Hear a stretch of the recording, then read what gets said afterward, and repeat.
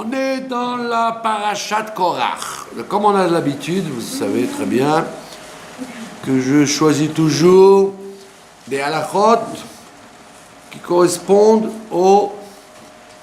à la paracha. Alors, dans la paracha, il y a beaucoup de catastrophes et il y a beaucoup de gens qui échappent aux catastrophes. Donc j'ai pensé faire la fameuse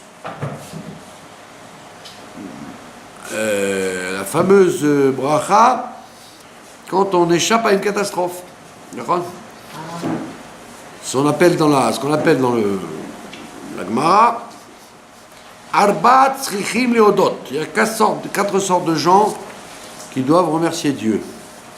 D'accord ?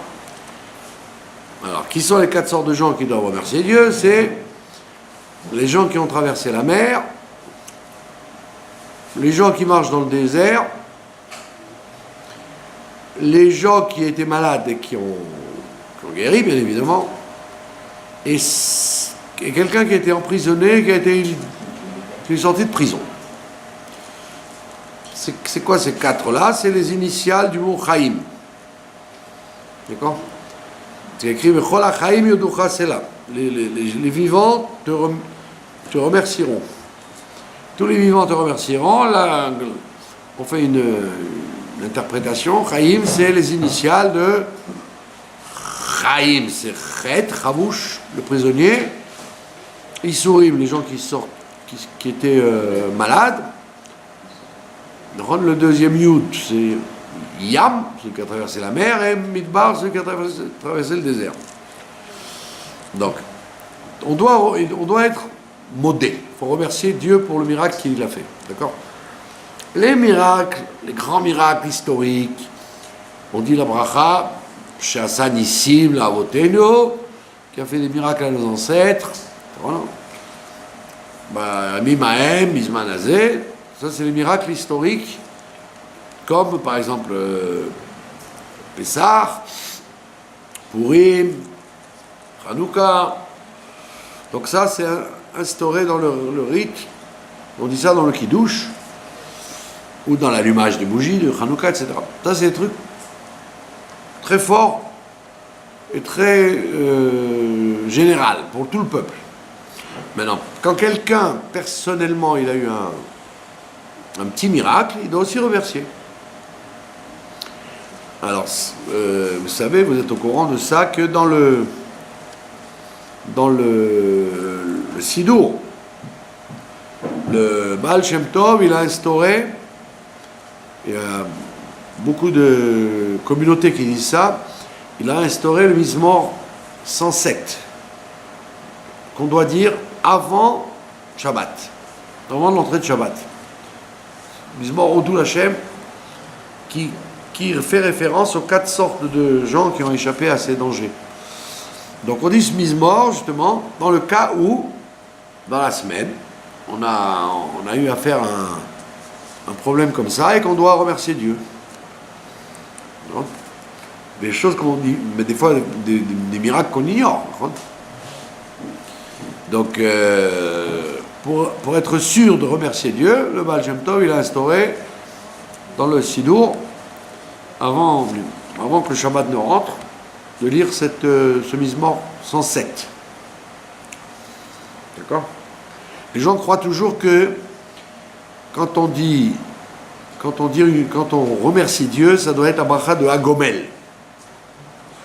La bracha de Hagomel, quand on remercie Dieu devant un Sefer Torah. Et c'est pas vrai, ça peut être. Il y a beaucoup de façons de remercier, pas forcément par le Hagomel. Par exemple, le Magen Avraham et beaucoup de décisionnaires, ils disent que les femmes ne doivent pas dire la bracha d'Hagomel. Même quand elles accouchent d'un enfant ou qu'elles ont traversé un danger, etc. Et l'une des raisons, c'est parce qu'on dit qu'elles ont honte. Honte devant 10 hommes de faire entendre leur voix. Il y en a qui ont honte. Il y a une autre raison, c'est les femmes, elles sont toujours plus sensibles que les hommes, donc elles remercient tout le temps. Et troisième raison, c'est que il y a une discussion s'il faut dire Agomel ou une autre bracha. Alors, il y a une autre bracha qui peut remplacer Agomel, c'est celle que vous dites tous les jours.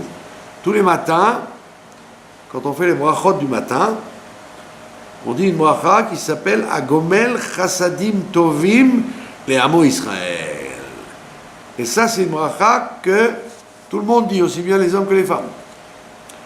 Et donc, la plupart des décisionnaires disent, puisque la femme ne va pas dire le Agomel, tous les jours, elle doit dire cette bracha avec une kavana. C'est une bracha très importante, puisque, qu'est-ce qu'elle dit cette bracha? Agomel, celui qui prodigue Chassadim Tovim, des gentilles bontés. Les Amo Israël à son peuple. Tout ce que Dieu envoie, c'est des bontés. Mais des fois, c'est des gentilles bontés, et des fois, c'est des dures bontés. D'accord? Donc, Chassadim Tovim, ça veut dire des bontés agréables. Prendre une gifle, c'est une bonté de Dieu, mais c'est pas agréable. Ou prendre une amende d'un policier ou d'un juge, c'est une bonté de Dieu. On est nettoyé de fautes, etc. Mais c'est pas agréable. Donc c'est pour ça qu'on doit dire Agomel Chassadim Tovim. Pas simplement Chassadim. Donc dans cette bracha qu'on dit tous les jours, on remercie Dieu pour le passé, pour ce qui s'est passé jusqu'à maintenant, et on demande à Dieu pour la journée. Je t'en prie, envoie-moi des chassadim tovim. M'envoie pas des chassadim raïm. J'ai pas envie de supporter les chassadim raïm. D'accord? Donc, quand on dit cette bracha, donc les femmes, elles disent ça tous les jours, puisqu'elles doivent dire les brachot du matin, comme les hommes. Donc là-dedans, il y a la bracha comme le gomel. Donc si une femme a eu un des 4 cas qu'on vient de voir, la prison, la maladie, traverser le désert ou la mer, en disant cette bracha, on les quitte. Maintenant, vous allez dire, il y a c'est des cas un peu tirés par les cheveux. Alors, en vérité, les gens qui prennent l'avion, par exemple, pour quelle raison doivent-ils remercier Dieu? C'est pas l'avion en lui-même qui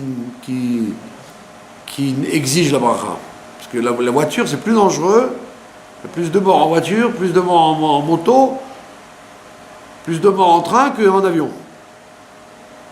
Vous savez ça? Ben oui, dans les chiffres. Par rapport à tous les accidents qu'il y a dans le monde, il y a beaucoup plus d'accidents graves de voitures, beaucoup plus d'accidents de train, et le dernier, c'est l'avion, justement. Alors évidemment, quand c'est l'avion, on en parle, parce que il dit, ouais, c'est disparaît dans la mer, on ne sait pas où ils sont, etc. Généralement, le nombre n'est pas si grand, c'est pas comme un train. Et comme vous dites, comme c'est rare, on en parle plus. Mais les accidents de voiture, qu'à Dieu ne plaise. Dans le monde entier, ça fait des centaines et des milliers de morts par an. Et pourtant, on voit bien que les gens, ils prennent la voiture, ils ne vont pas à Gomel. Pas tout le temps à Gomel. Donc c'est pas l'avion qui exige la bracha. C'est que quand vous prenez l'avion, en général, vous traversez soit la mer, soit le désert. Donc vous avez les deux cas. C'est le fait de traverser la mer ou le désert qui exige la bracha. C'est pas le moyen de locomotion lui-même. Donc quand les gens voyagent, traversent l'Atlantique ou la Méditerranée, etc., c'est parce qu'ils traversent la mer qu'ils disent la bracha de Gomel, pas parce qu'ils ont pris l'avion. Vous avez compris? Même s'ils ont fait la bracha le matin, c'est-à-dire qu'ils passent Pardon? s'ils ont fait la bracha le matin. Non, alors la bracha du Gomel, c'est après le coup. Quand vous avez échappé au danger, vous dites la bracha. Maintenant, quand on dit échapper au danger, on dit que il fallait que le danger soit sur vous et vous l'avez pas eu. D'accord? Je donne un exemple. Il y a une bouteille de gaz qui saute. Vous étiez pas loin, mais vous n'étiez pas censé être frappé par ça. On parle de quelque chose qui est arrivé et vous avez échappé. On ne parle pas que vous étiez témoin, vous étiez loin, vous avez entendu. Non, on parle qu'il fallait être dans la chose et avoir échappé. C'est différent. D'accord? Quelqu'un, il a vu un accident de voiture, il dit ouf, j'ai échappé belle parce que il a frappé l'autre voiture, mais nous, il ne nous a pas touché. Ben, il ne t'a pas touché, donc tu ne dis pas Gomel. Si tu avais touché et qu'il ne t'est rien arrivé, là tu dis. Vous avez compris? Par exemple, les opérations chirurgicales. Dans quel cas doit-on... On a dit il y a 4 cas. Alors, la mer, on a compris. Le désert, on a compris. Mais dans les 2 cas qui restent, il reste la prison et la maladie. La maladie, pour devoir dire une bracha de remerciement, il faut que ce soit une maladie où on est soit alité, en ne plus pouvoir bouger. Donc même une grippe, donc ça peut être même une grippe, c'est pas forcément une maladie rare. Ça peut être une grippe où la personne elle est pendant plusieurs jours incapable de bouger. Elle dort tout le temps, elle n'arrive pas à manger, etc. Donc même ça, c'est un cas de dire Gomel. Ou de dire un Gomel Chassadim, ou alors de dire, comme on a dit, le Mizmor Kouvzaïm. Ou alors, une opération chirurgicale, même par exemple si la personne a subi une ardama mécomite, c'est-à-dire comment on dit quand on est endormi, une anesthésie locale, voilà. Une anesthésie locale, par exemple, quelqu'un, il doit être opéré de la hernie, et on ne lui fait pas forcément une anesthésie générale. On peut faire une anesthésie locale. Aujourd'hui, c'est fréquent. Ils font ça avec des petits trous, tac, tac, tac. Donc quand la personne est obligée d'être hospitalisée et qu'elle est obligée de ne pas bouger, donc il ne faut pas croire que, ah bon, c'est rien, c'était une anesthésie locale, nanana. Tout le monde sait très bien que les gens peuvent mourir, même de petites bêtises. On ne meurt pas forcément de maladies spectaculaires. Donc quelqu'un qui a traversé un événement comme ça, il doit dire la bracha. Maintenant, dans quel cas il ne doit pas dire la bracha?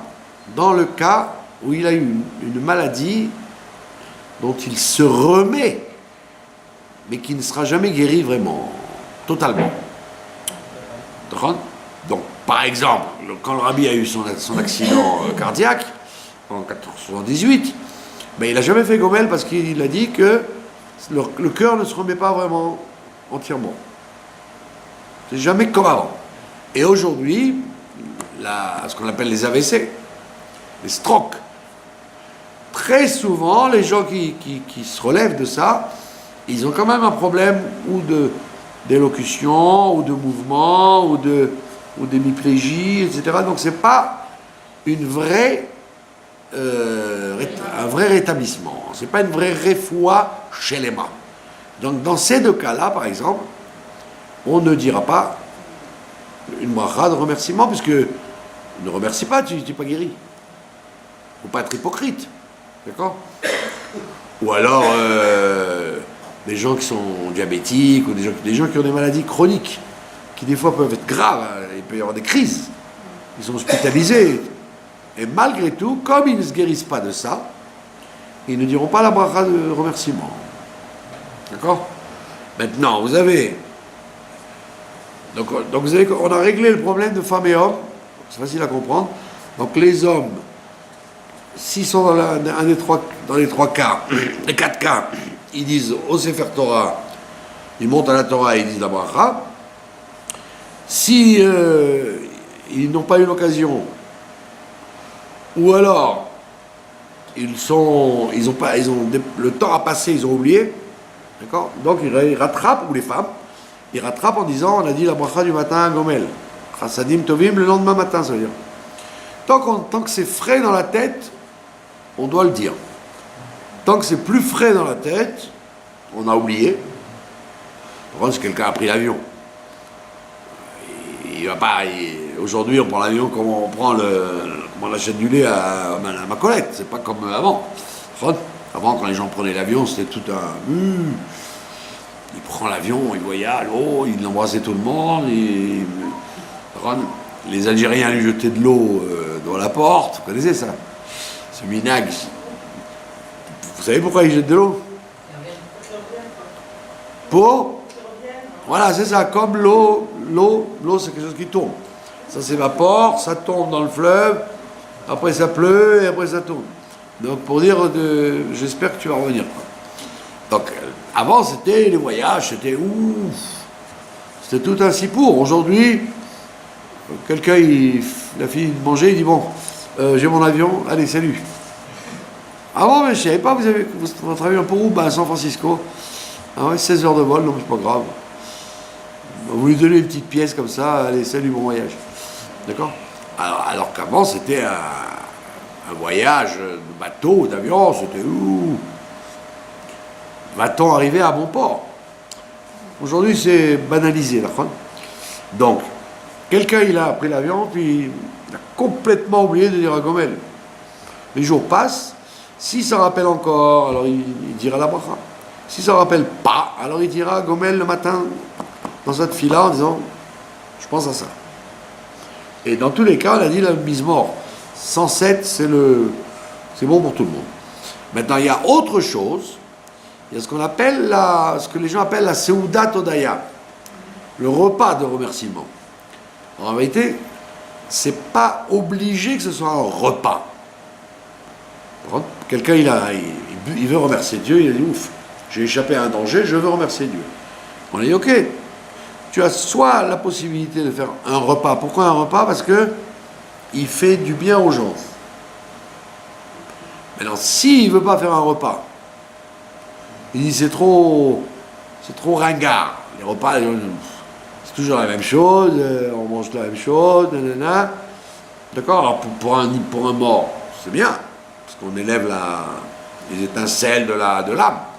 Mais quand c'est un remerciement, on te dit des fois, parfois, il vaut mieux t'occuper du public, comme tu aurais donné un repas, occupe-toi du public dans une cause particulière, et c'est comme le repas de remerciement. Ouais, par exemple, vous distribuez un livre, vous donnez de l'argent à plusieurs pauvres, ou vous rendez utile à... C'est un kidouche dans une synagogue, vous mettez la main à la pâte, vous rangez les chaises, je sais pas, un truc. Service public, c'est un remerciement.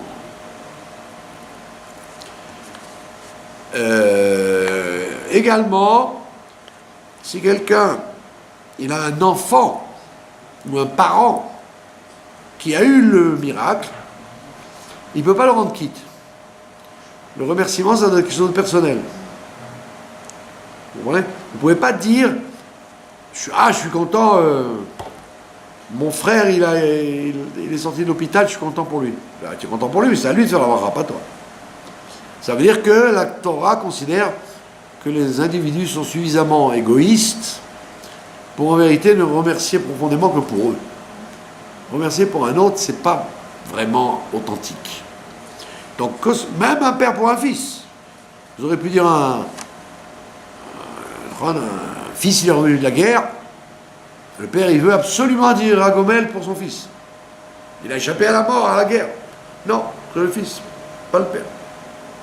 Pareil, la mère, les enfants. Donc, c'est-à-dire que la bracha de Hagomel, la bracha de remerciement, est une bracha particulière à l'individu. C'est intéressant, non? De surcroît, on voit comme Dieu n'est pas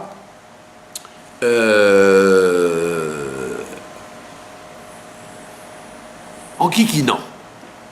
Il n'est pas comme les gens qui vous disent tu ne m'as pas téléphoné, tu ne m'as pas invité, tu ne m'as pas dit bonjour. Le bon Dieu, il n'est pas comme ça. Le bon Dieu, vous voyez ça dans la halakha, vous devez faire Birkat Amazon. Vous allez manger. D'accord? Quand c'est Shabbat, vous devez mentionner Shabbat. Si tu oublies de mentionner Shabbat, tu recommences.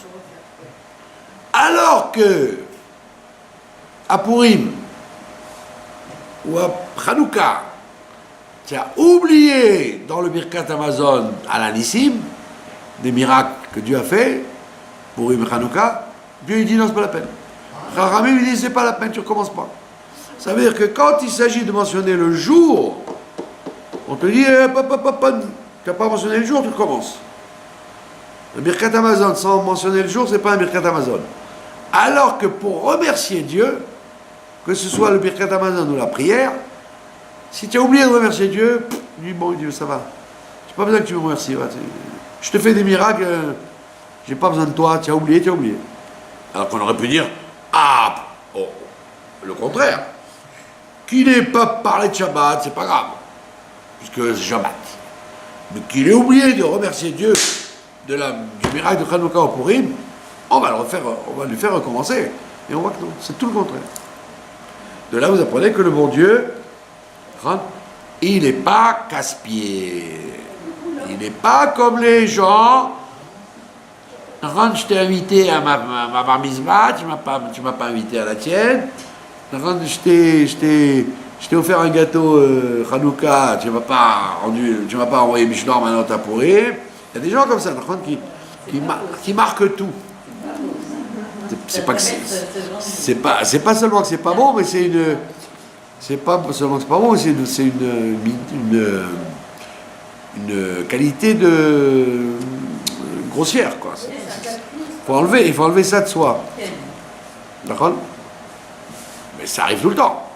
Donc on te dit que Dieu n'est pas comme ça. Si tu as oublié de le remercier, il t'en veut pas trop. Maintenant, attention.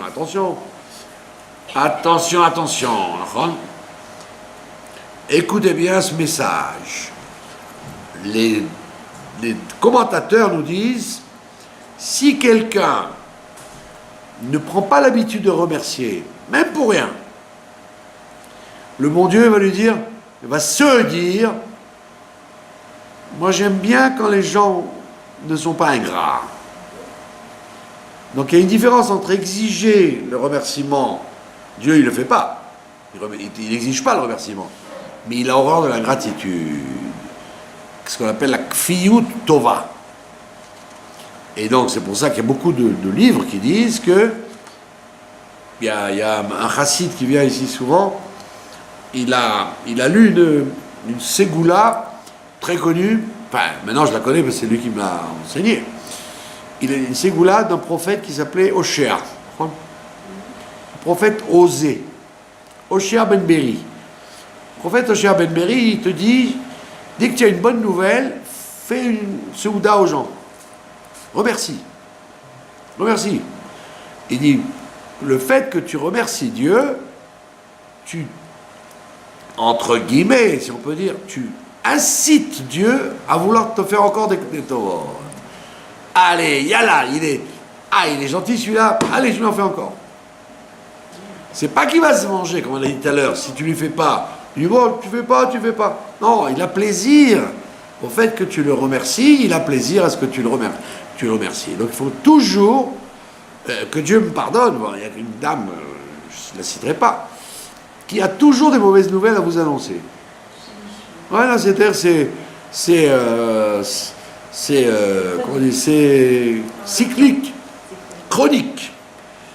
Chaque fois qu'elle parle, c'est pour dire, celui-là il a eu ça, celle-là il a eu ça, celui-là.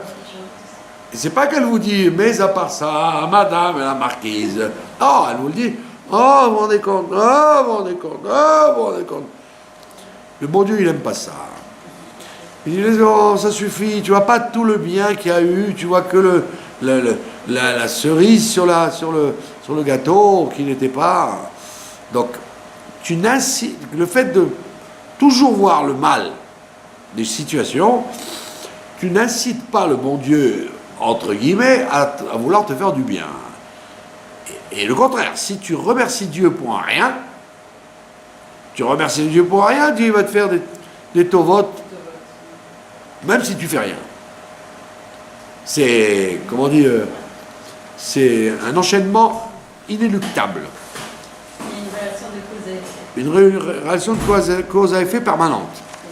C'est pour ça qu'on te dit, prends l'habitude d'être modé Hachem pour les petites choses comme pour les grandes choses. Donc, les grandes choses qu'on a dit là, c'était la vie ou la mort. Donc c'est quand même pas rien. Mais même si c'est pas la vie ou la mort, remercie Dieu. Vous avez compris?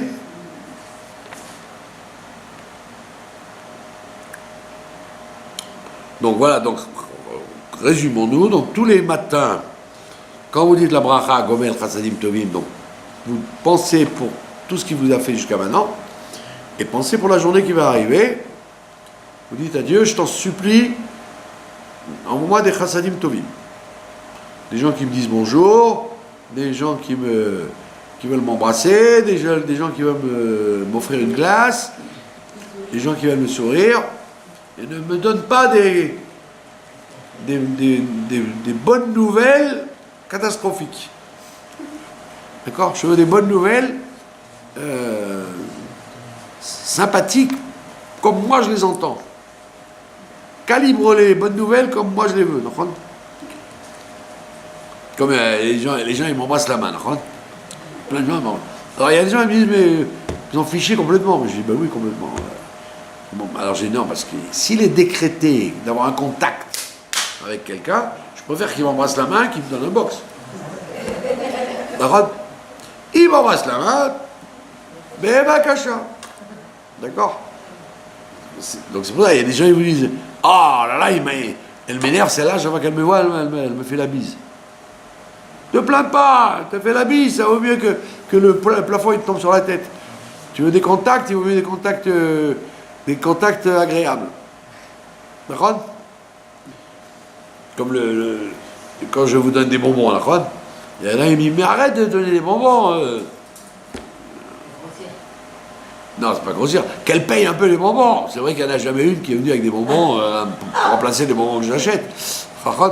Mais pourquoi je ne vous en veux pas? Parce qu'en fait, s'il est décrété que je doive donner à des gens, que ce soit des bonbons. Et s'il est décrété que vous preniez quelque chose, vous voulez un bonbon qu'une pilule amère. Comme il dit le Rabbi Maharash, les Bnei Israël, malheureusement, quand on leur donne 2 pilules, un bonbon ou la pilule amère, dans l'histoire, ils ont toujours préféré la pilule amère, au lieu de préférer le bonbon. Hein? Masochiste. Le peuple masochiste, qui aime la souffrance, qui aime passer par la porte avec les comment on appelle ça, non, comment on appelle ça, des piquants dehors quand on marche, plutôt que de passer sur un tapis rouge comme ça. Donc il faut toujours demander à passer par la grande porte éclairée. Donc c'est pour ça qu'il faut dire au bon Dieu, donne-moi des bonbons aujourd'hui, ne me donne pas des pilules amères. Vous avez compris? Voilà. Est-ce que vous avez des questions? Non? Tout va bien? Non? Je vois que vous êtes bien bien calme. Là, tout va bien. Voilà. Maintenant, on est dans la... Donc, on l'a dit, on est parachat Korach. Et dans Korach, donc, il y a une... Je vous ai dit tout à l'heure, il y a une série de catastrophes. La terre qui s'ouvre, et là, ceux-là, ils sont brûlés, et ceux-là, ils sont... Tout ça à cause de la fameuse marloquette, la fameuse dispute de Korach et ses amis contre Moshe. Mais il y a un événement qui m'a interpellé, comme on dit. Il y a beaucoup de gens qui sont un peu écœurés de voir que le monde, ce qui est écrit dans la Torah, des fois ne se réalise pas. J'avais une discussion avec quelqu'un aujourd'hui sur le Hayom Yom. Dans le livre d'Hayom Yom, il y a une réflexion par rapport à Korach, qui est allusionné par Korach. Là-bas, le rabbi précédent, il dit la bracha dans la parnassa, si jamais tu fais exactement comme il faut d'après le Shulchan Aruch, c'est-à-dire que tu voles pas, tu mens pas, tu trompes pas, tu fais tout bien,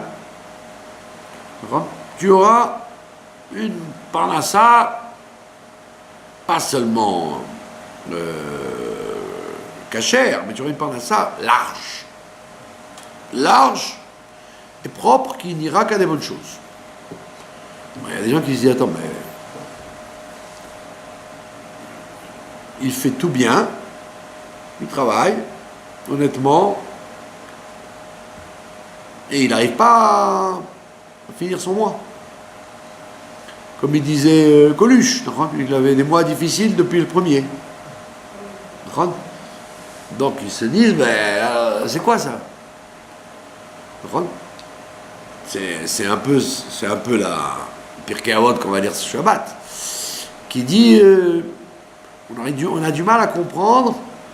Rabbi Yana, il dit on a du mal à comprendre, c'est pas dans nos mains de comprendre pourquoi le tzaddik Veralo, donc là-bas il dit pourquoi il y a la tranquillité des méchants et pourquoi il y a les malheurs au tzaddik, au juste.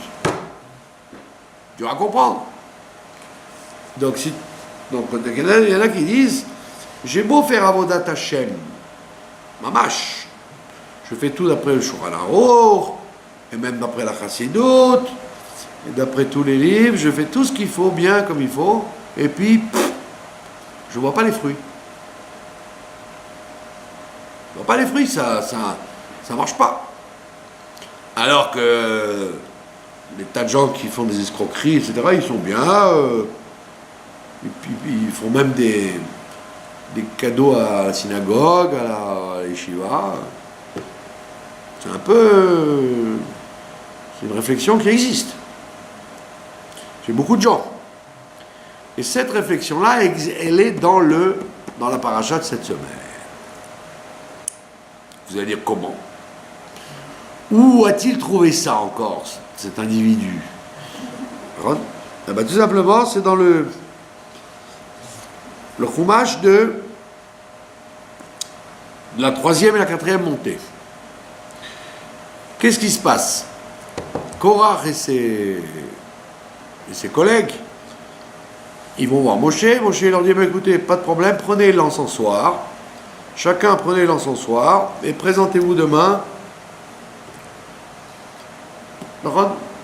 Le Kohen Gadol, c'est celui qui arrivera à gagner avec son encensoir. Sinon, la personne va se faire brûler. Comme on a vu, et donc la Torah nous raconte qu'ils ont pris les encensoirs et que plein de gens sont morts de ça. Tous les gens qui ne méritaient pas sont morts. Et une fois que l'affaire est terminée, il y a une épidémie qui se déclenche. Et à ce moment-là, Moshe dit à Aaron, prends ton encensoir et passe entre les morts et les vivants pour que l'épidémie s'arrête. Et pourquoi? Parce que les gens disaient, Rashi ramène ça, les gens disaient l'encens et que Toret, c'est que des malheurs. Nadav et Avihu, le premier jour de Nissan, ils ont offert de l'encens, ils sont morts. Ceux-là, ils offrent de l'encens, ils meurent.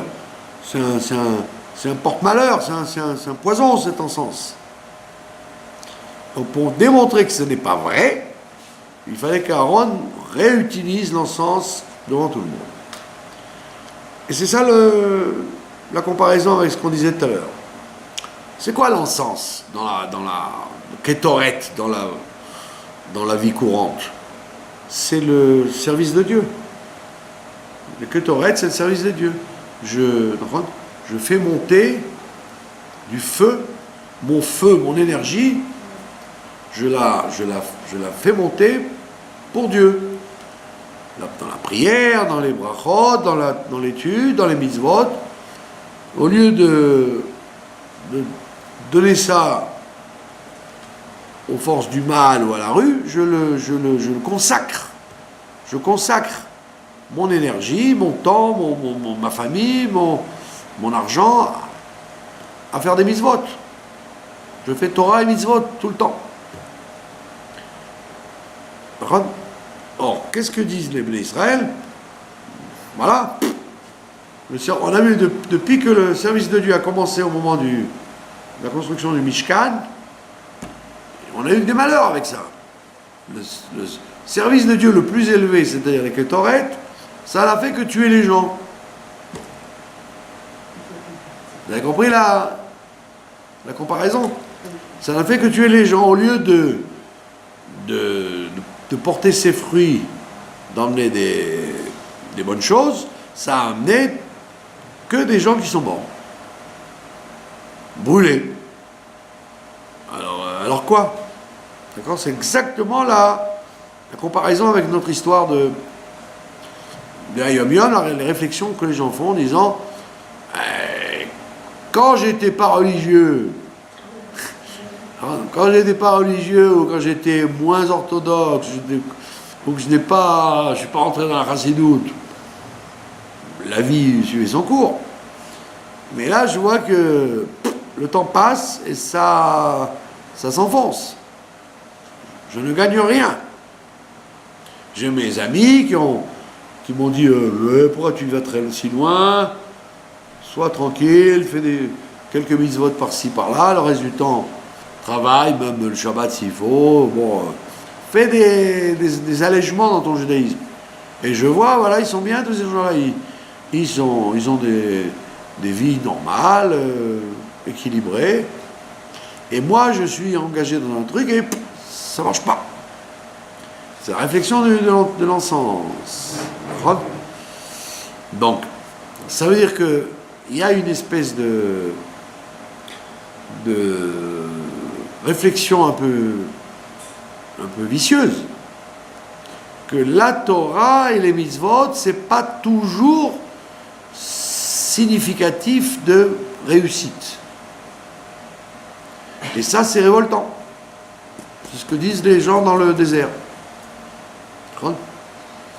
C'est ce que disent les gens dans le désert. Pourquoi a-t-on besoin de tout faire avec les Ktoret?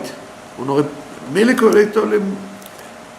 enlève les Ktoret du panorama, j'ai pas besoin des Ktoret. Ça n'apporte que des problèmes. C'est-à-dire, pourquoi j'ai besoin de m'investir Torah, mitzvot, filot, engagement? Pourquoi faire? Restons, comme il disait là, comme la majorité silencieuse qui ne se mouillait pas dans le désert. Eux, ils avaient leur manne, leur eau. Quand il y a eu l'histoire de Korach, on ne s'engage pas pour Moshe, on ne s'engage pas pour Korach, on reste dans notre coin. On ferme la porte de la tente Et on attend que ça passe. On a fait pareil avec le veau d'or, on a fait pareil, on a tout. Ça, c'est la majorité des gens. Pourquoi je vais m'engager, moi, à faire du service de Dieu? Pourquoi? Pourquoi être plus royaliste que le peuple? Et donc c'est une grande, grande question que la paracha pose. Et on te dit, c'est en vérité, puisque c'est dans la paracha de Korach, c'est en filigrane, en finesse, en filigrane, très malicieusement, tu es en train de faire comme Korach. Tu contestes, sans faire comme Korach lui-même. C'est-à-dire que tu ne vas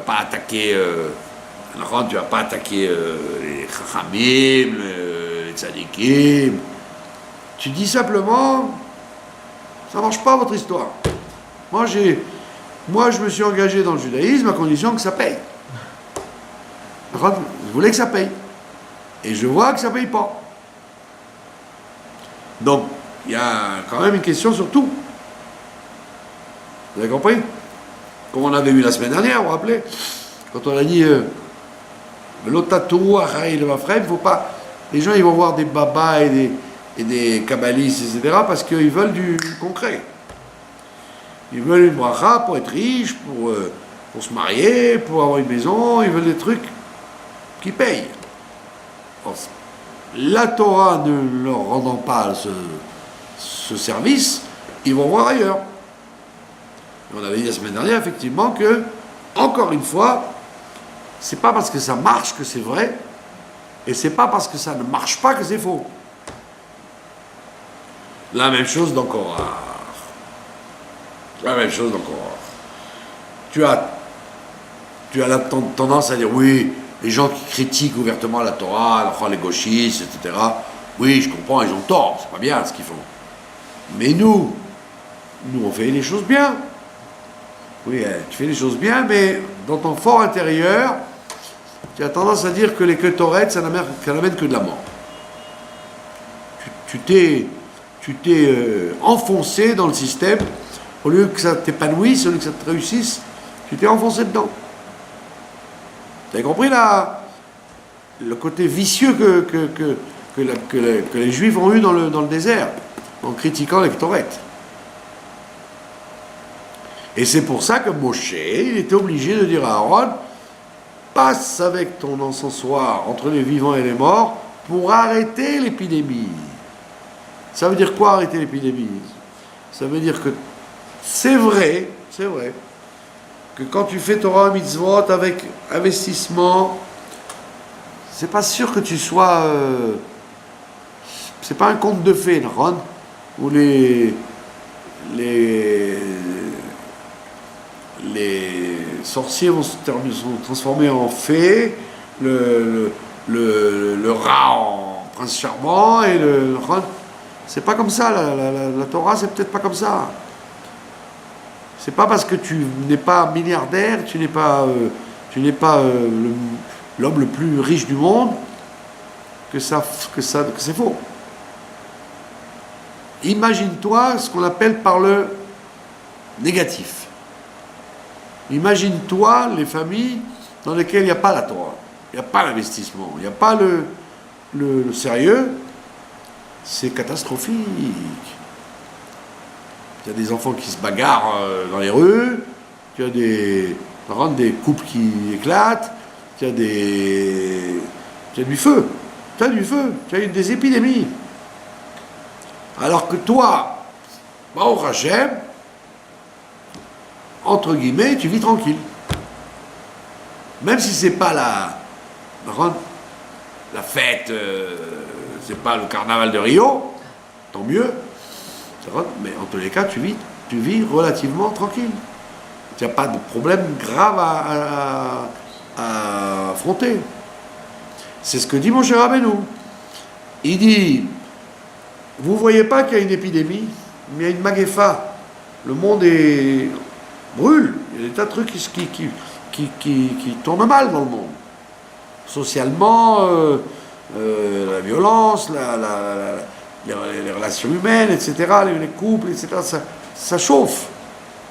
Toi, tu as le constat que ça ne chauffe pas. En fin de compte, même si tu n'es pas milliardaire, tu as du pain et du fromage pour manger tous les jours. Ou du saucisson, si tu n'aimes pas le fromage. Donc, quand tu resitues le problème à sa vraie dimension, tu te rends compte que tu n'es pas à plaindre. Tu n'es pas tellement à plaindre. C'est pas catastrophique. Bien sûr, comme vous dites, il faut qu'on ait la Géoula, il faut qu'on ait le Mashiach, il faut qu'on change de disque, il faut qu'il y ait une autre quelque chose qui commence, une avodat Hashem qui commence réellement, pas du travail de galoute comme on fait, du replâtrage et du recimentage et du c'est sûr qu'on n'aspire pas comme une finalité à ça, mais entre-temps, tu vis avec.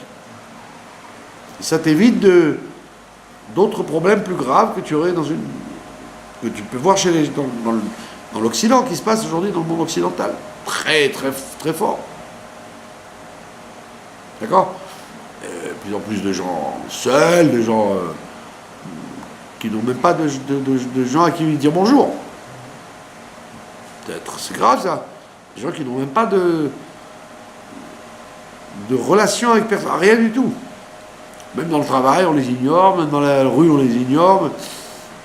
Comme vous disiez tout à l'heure, un sourire. Il y a des gens qui attendent ça, quand on leur sourit. Donc c'est ce que dit mon cher Rabbeinu, il leur dit, vous êtes en train de critiquer les Ketoret en disant, s'élever vers Dieu, ça n'amène que ça amène de la mort, pas sauf, ça n'amène pas la vie. Il dit, ben voilà, tu vois, tu te rends pas compte qu'il y a une épidémie qui se déclenche dans le monde. Quand il n'y a pas tout ça, il y a une épidémie.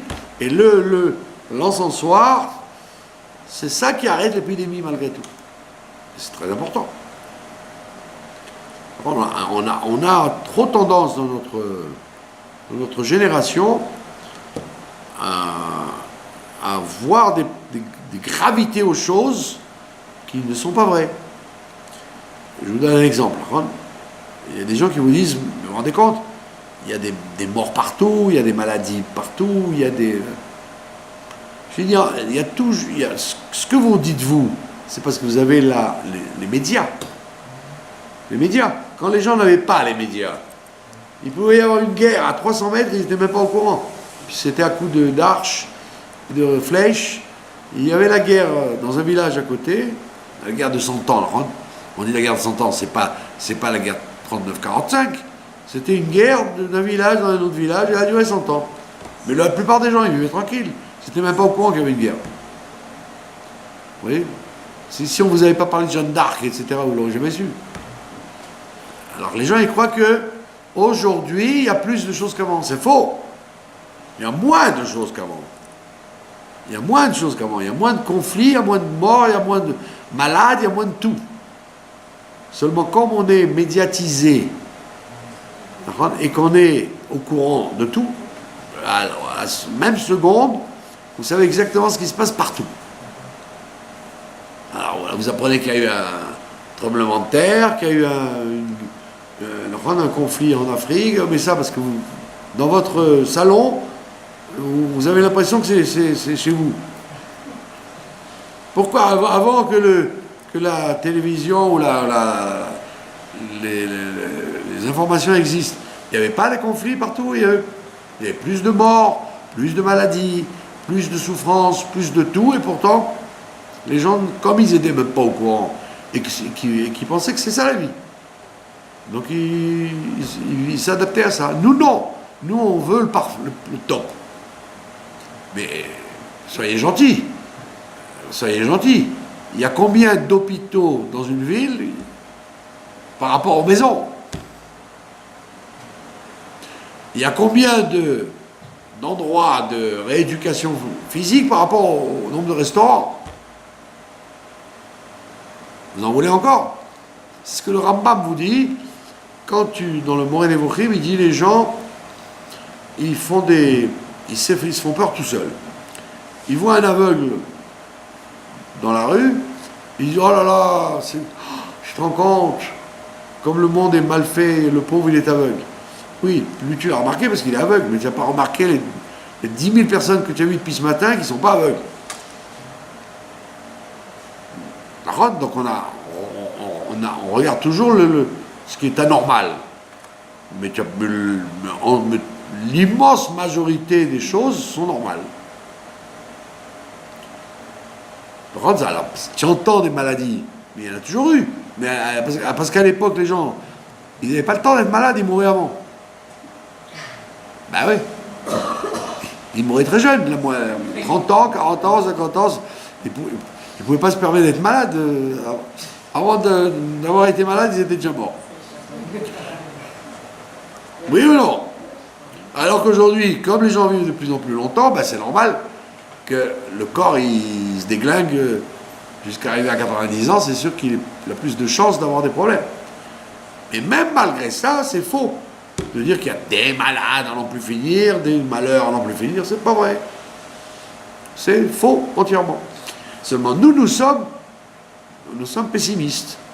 Parce qu'effectivement, on attend le mieux, on attend le parfait, on attend l'idéal, qu'on nous a promis. Donc on a tendance à dire, ah bah, je veux pas avoir du moyen, je veux pas du médiocre, je veux du top, je veux le mieux. Donc c'est pour ça la même chose, les gens à l'époque, ils vivaient beaucoup moins bien, financièrement, physiquement, à tous les niveaux, ils vivaient moins bien. Ils vivaient moins bien, mais seulement on leur avait pas dit, ma chère va venir, tout va s'arranger, hein. On les habituait à dire, le monde il est pourri, la prochaine fois c'est une guerre qui va te taper dessus, les épidémies, donc les gens mettaient la barre des espoirs très peu hauts. Vous voyez, quand ils avaient de quoi manger, quand ils avaient de quoi se chauffer, ils étaient contents. Alors maintenant, nous on veut des choses, comme là, tout à l'heure, les gens ils prennent l'avion, comme on prend l'autobus. Donc il faut quand même resituer la gravité de nos problèmes comme elles doivent être. Et c'est pour ça que on doit se dire, ne faisons pas comme Korah, de critiquer le bon Dieu, et sous prétexte qu'on critique Moshe et Aaron, on critique en vérité le bon Dieu lui-même. Et la même chose, ne dis pas les Ketoret, je sers Dieu, je fais la tfila, je fais les mitzvot, mais j'ai rien, j'ai pas le niveau que je voudrais avoir, mais Coco, regarde dans le monde comment c'est peut-être pire, alors que des gens ils se fatiguent plus que toi dans la parnassa, dans la vie, dans plein de choses, et ils ont des catastrophes beaucoup plus grandes que les tiennes. C'est pas parce que le croissant n'était pas aussi frais que tu aurais voulu que ça s'appelle une catastrophe. Donc c'est pour ça qu'on te dit, les Ketoret, servir Dieu convenablement, correctement, avec du feu, ça n'est pas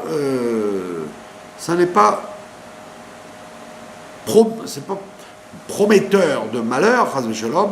Au contraire, ça empêche les épidémies, ça empêche les catastrophes. Même si tu ne réfléchis pas, il faut être mitbonen, il faut réfléchir. C'est pour ça que je reproche aux gens d'avoir les appareils là qu'ils ont, parce que, à part le côté rarissime que ça peut être utile d'apprendre certaines choses, au lieu de chercher dans les livres, etc., ça va très vite, mais à 90% de l'utilisation qui en est faite, c'est de rendre les gens angoissés, de leur montrer des catastrophes à tous les...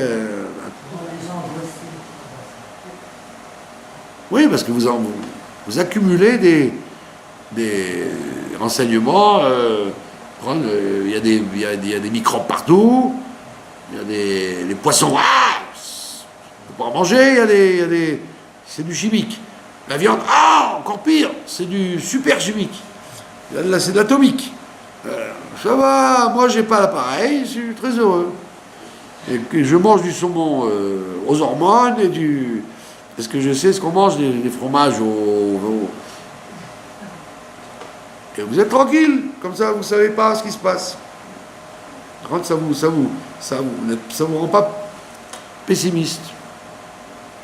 Donc c'est un gros handicap qu'on s'enlève de soi quand on évite de savoir ce qui se passe. Si vous n'écoutez pas les informations, purifiez-vous pendant quelques jours. Vivez normalement avec ce qu'il y a autour de vous. Vous allez voir une autre. Vous êtes plus léger, exactement. Là, vous croyez que vous portez les tonnes de problèmes que Trump il a. Vous n'êtes pas Trump, on vous a rien demandé. S'il y a une bombe atomique en Corée du Nord, ben, vous n'êtes pas au courant, et si vous n'avez pas écouté les informations, vous ne le savez même pas. D'accord? Exactement, il y en a un qui m'a sorti. Il m'a sorti, vous avez remarqué, cette année, le 1er Av, ça tombe le 9 Av, ça tombe le 1er août. Comme la guerre 14. Et comme la guerre truc. Et je lui dis, bon, d'abord, vérifiez bien qu'il y a eu des tas de fois où c'était la même date et il n'y a rien eu. Ni guerre, ni pas guerre. D'accord? Et alors, et je dis, même s'il y a une guerre atomique, alors, s'il y avait une vraie guerre atomique, à la seconde même où elle se déclenche, vous n'êtes même plus là pour dire Shema Israël. Donc vous n'avez même pas ni à souffrir, ni à vendre vos maisons, ni à ranger votre lait au frigidaire. Vous avez disparu, vous êtes désintégré avant même d'en parler. Oui, d'accord? Alors je dis, si vous voulez avoir peur, ayez peur, mais à quoi ça sert? Vous avez compris? Donc c'est pour ça qu'il faut pas tomber dans cet écueil des Bnei Israël dans le désert qui en ont profité pour se venger des Ktorettes en disant ça n'apporte que des problèmes cette histoire-là. Moshe leur a dit non, sachez que ça empêche les épidémies, ça empêche les catastrophes, même si ça vous semble trop, c'est le meilleur moyen de te protéger de plein de choses. Au moins ça. Voilà. Maintenant. Aujourd'hui, il reste quelque chose de ça, parce qu'il y a beaucoup de gens qui utilisent des encens, là, des bâtons. Là, Ouais. Oui, non, c'est sûr. C'est sûr que l'encens à la comment on appelle ça, au quotidien, il y a un sujet d'enlever des esprits, des mauvaises fréquentations, etc. C'est sûr. Il y a un côté réel. Mais là, on parle du Ktoret spirituel, c'est-à-dire des gens qui prient avec Kavana, les gens qui étudient, qui veulent faire une bracha avec Kavana, etc. Ils ont l'impression, quelquefois, à quoi bon? Quand vous voyez quelqu'un qui mange un falafel ou un shawarma, ni bracha avant, ni bracha après, ni qui part, rien du tout, on dirait un ogre. Alors on dit, voilà, lui, tranquille. Il marche, il mange son falafel, moi je suis obligé de m'asseoir, je suis obligé de me laver les mains, d'avoir un birkat Amazon pour finir. Oh là là, ben, il a la chance, lui. Après, tu vas entendre que les Américains ils te disent, à force de manger du fast-food, du young food, etc., debout et en marchant, ils attrapent des tas de trucs. Alors que nous, la Torah nous dit, assis-toi, calme-toi, lave-toi les mains. Donc déjà, tu as tout un phénomène médical de préparation à la digestion et à la il n'y a pas de secret. La plupart des Occidentaux, ils mangent debout, ils mangent dehors, ils mangent n'importe quoi. Et alors, c'est bien ça. Tu crois qu'ils sont libres? Ils ne sont pas libres du tout. Il ne faut jamais manger en marchant. Quand tu manges en marchant, tu fais déjà le travail de la digestion, ça doit se faire sans bouger. Tu ne dois pas marcher quand tu as mangé. Il faut au contraire calmer le jeu de l'estomac, etc. Donc on voit bien que c'est faux de dire que la Torah te casse les pieds. quand tu analyses chaque chose, ça amène que des bénédictions. Même si c'est un travail. C'est tout. Voilà, je vous remercie de votre attention et je nous souhaite un Rosh Chodesh, puisque Shabbat sera Rosh Chodesh en même temps. Vendredi soir. Et je souhaite au bon Dieu de nous envoyer le Mashiach avant Rosh Chodesh. C'est une bonne suggestion qu'on peut lui faire. Puisqu'il veut nous faire des montées, alors, qui nous donne toute la caisse.